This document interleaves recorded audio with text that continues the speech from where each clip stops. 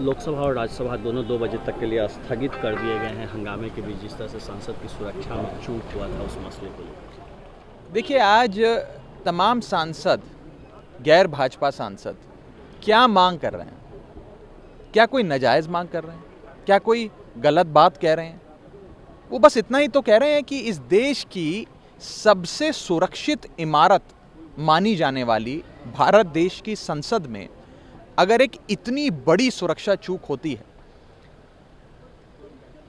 तो उस पर चर्चा हो, उस पर जांच एजेंसियां, माननीय गृह मंत्री जी, जो भी लोग सुरक्षा के लिए जिम्मेदारी जिनकी दायित्व बनता है, वो आकर सदन के भीतर अपना बयान दें और पूरे पार्लियामेंट को कॉन्फिडेंस मिले।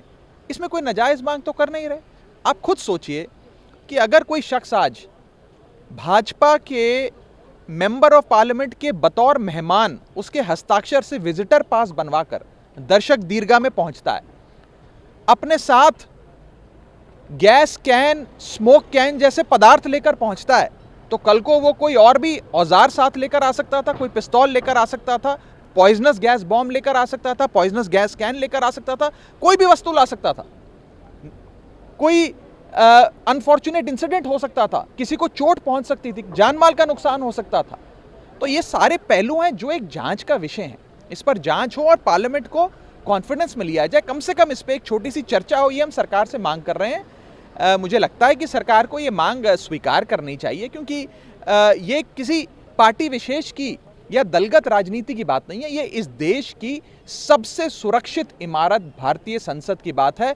अगर संसद भवन सुरक्षित नहीं है तो क्या देश सुरक्षित है? ये बड़ा सवाल खड़ा होता है। लेकिन गृह मंत्री ने तो कहा है कि आप लोग राजनीति कर रहे हैं, विपक्ष के लोग राजनीति कर रहे हैं और संसद की सुरक्षा में चूक हुई है। इसको लेकर स्पीकर ने चिट्ठी लिखी है, गृह मंत्रालय कमेटी बनाई गई है, उसका रिपोर्ट आ जाएगा 15-20 दिनों में। आप क्या चर्चा मांगना राजनीति करना है? क्या इतनी बड़ी सुरक्षा चूक हो गई उससे उस पर सरकार से जवाब मांगना कोई राजनीति करना है? अगर हम सरकार से जवाब नहीं मांगेंगे तो किससे जवाब मांगेंगे? आप मुझे बताइए। मुझे कोई ऐसा शख्स बता दीजिए जिससे जवाब मांगना चाहिए। हम किससे जवाब मांगे? कोई एम्स के डॉक्टरों से जवाब मांगे, या कोई इंजीनियरिंग एसोसिएशन से जवाब मांगे, कोई चार्टर्ड अकाउंटेंट्स की समिति से जवाब मांगे, कोई स्पोर्ट्स खिलाड़ियों से जवाब मांगे? किससे जवाब मांगेंगे? हम सरकार से ही तो जवाब मांगेंगे।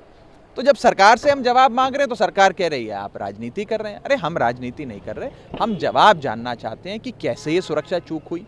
हम सब जानते हैं, हम सब सांसद हैं कि कोई भी शख्स अगर आपका बतौर मेहमान किसी सांसद का सदन के भीतर आता है तो 3 बार सिक्योरिटी चेक होता है, 3 बार आपकी सिक्योरिटी चेकिंग और फ्रिस्किंग होती है। आपको साधारण सा बॉल पेन, मोबाइल फोन तो दूर, एक साधारण सा बॉल पेन तक दर्शक दीर्घा में ले जाना इजाजत नहीं होती ले जाने की।